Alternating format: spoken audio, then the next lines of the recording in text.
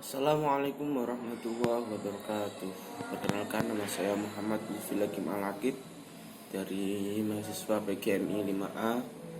Ingin mempresentasikan tentang proposal skripsi yang berjudul Pengaruh Media Sosial Terhadap Akhlak Peserta Didik Kelas 4 di SD An-Nawawiyah Rembang, tahun ajaran 2020-2021.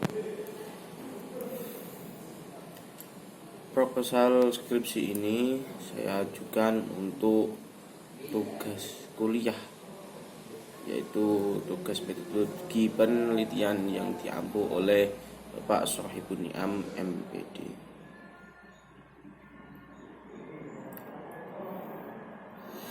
Pendahuluan. Latar belakang merupakan dasar pembentukan kepribadian seseorang. Pendidikan akhlak Akhlak merupakan dasar pembentukan kepribadian seseorang. Pendidikan akhlak akan mengantarkan peserta didik kepada pemahaman tentang nilai-nilai moral yang pada selanjutnya akan terimplementasi ke dalam perbuatannya. Menurut Rosihon Anwar dalam bukunya Akidah Akhlak mengatakan bahwa akhlak adalah ilmu yang menentukan batas antara baik dan buruk, terpuji dan tercela, tentang perkataan atau perbuatan manusia lahir dan batin. Oke. Selanjutnya yaitu pendidikan yang dapat mencetak kader penerus bangsa yang mempunyai kredibilitas sering melupakan akhlak siswa. Jadi di sini itu kalau mencetak kader bangsa yang mempunyai kredibilitas itu biasanya sering kali terjadi hilangnya, artinya sering akhlak itu enggak diamalkan, kurang terlalu diamalkan. Jadi sedikit akhlak yang diberikan untuk menunjang kredibilitas akhlak siswa. Banyak orang yang pintar namun tidak berakhlak. Sama saja itu. Ingin pintar itu meningkatkan kredibilitas, tetapi tidak memiliki akhlak. Akhlaknya kurang baik, kurang terpuji. Pendidikan akhlak menjadi salah satu problem masyarakat.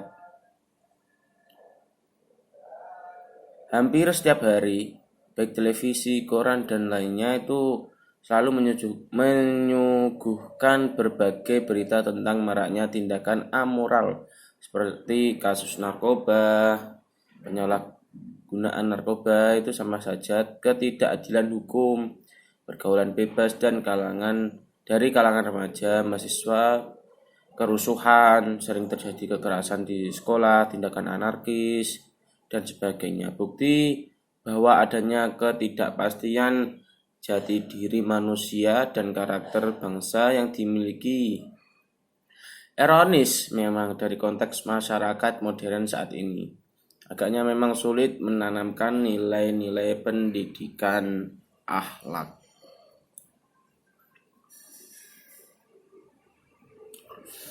Nah, di sini media sosial dapat memberikan perubahan pada pola perilaku peserta didik menjadi akhlak mulia. Itu terpengaruh oleh konten-konten positif yang dilihat peserta didik dari media sosial, yang selanjutnya secara bertahap terimplementasi ke dalam perbuatan mereka menjadi akhlak karimah. Namun di sisi lain media sosial juga berdampak negatif terhadap penggunanya jika tidak bisa memanfaatkan dengan baik. Jadi media sosial itu memiliki dua pengaruh, baik dan buruk. Ketika peserta didik itu bisa memanfaatkan media sosial dengan baik, maka itu bisa menjadi penunjang untuk kedepannya agar akhlaknya semakin baik. Seperti melihat kisah-kisah nabi-nabi, melihat cerita-cerita para ulama, itu akan menambah rasa cinta kepada orang yang dicintai oleh Allah.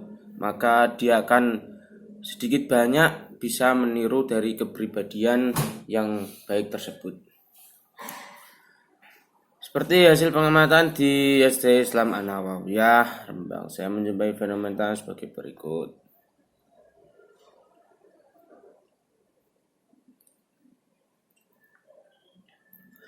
Bagian besar peserta didik menggunakan handphone pada saat pembelajaran berlangsung untuk mengakses media sosial secara sembunyi-sembunyi.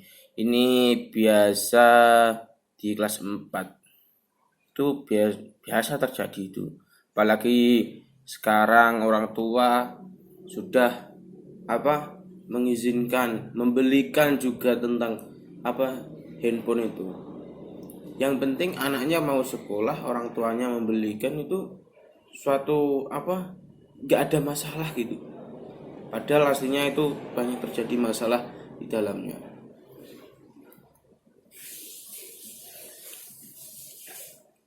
Dari masalah di atas dapat menjadi rumusan masalah, yaitu bagaimana pengaruh media sosial terhadap akhlak peserta didik kelas 4 SD. Di sini saya mengambil SD Islam An-Nawawiyah. Dari rumusan masalah yang telah dipaparkan, maka tujuan penelitian ini adalah untuk mengetahui pengaruh media sosial terhadap akhlak peserta didik kelas 4. D. Hipotesis, terdapat hubungan yang positif dan signifikan antara media sosial terhadap akhlak karimah peserta didik kelas 4 SDI An-Nawawiyah Rembang. Di sini kegunaan penelitian itu ada dua manfaat teoritis. Penulisan karya tulis ini diharapkan mampu menambah hasanah kepenulisan dan literasi di negara Indonesia ini.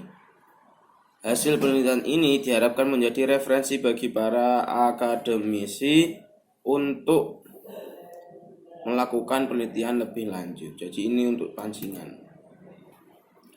Dan manfaat praktis bagi guru adalah dapat membantu dan mempermudahkan pengambilan tindak lanjut mengenai dampak media sosial terhadap akhlak peserta didik. Bagi peserta didik, penelitian ini diharapkan dapat meningkatkan akhlak peserta didik dalam proses pembelajaran maupun dalam luar pembelajaran.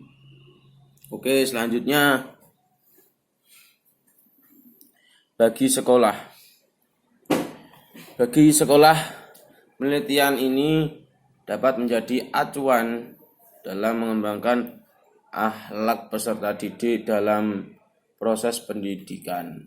Bagi penulis, hasil penelitian ini diharapkan menjadi persembahan untuk Stelner khususnya dan umumnya untuk para semua perguruan tinggi agar dijadikan rujukan oleh mahasiswa lainnya yang meneliti tentang pembahasan yang sama. Oke, lanjutnya tinjauan pustaka. Sebelum melakukan penelitian ini, peneliti sudah mencari sebuah penelitian tentang pengaruh media sosial terhadap akhlak peserta didik yang dilakukan sebelumnya. Pencarian tersebut melalui Google Cendekia. Ada penelitian yang hampir sama dengan penelitian ini, yakni skripsi yang ditulis oleh Alfian yang berjudul Pengaruh Media Sosial Terhadap Akhlak Karimah Peserta Didik di SMA Negeri 1 Polewali Mandar.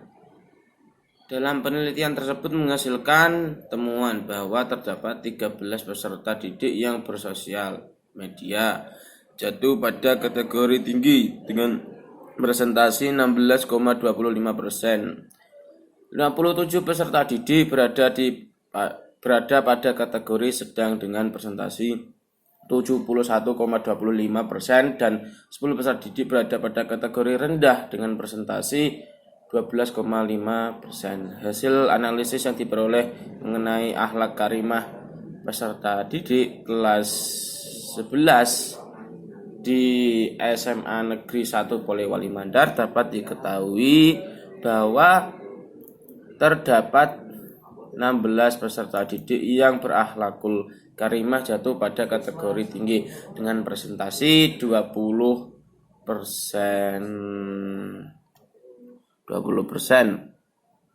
Oke.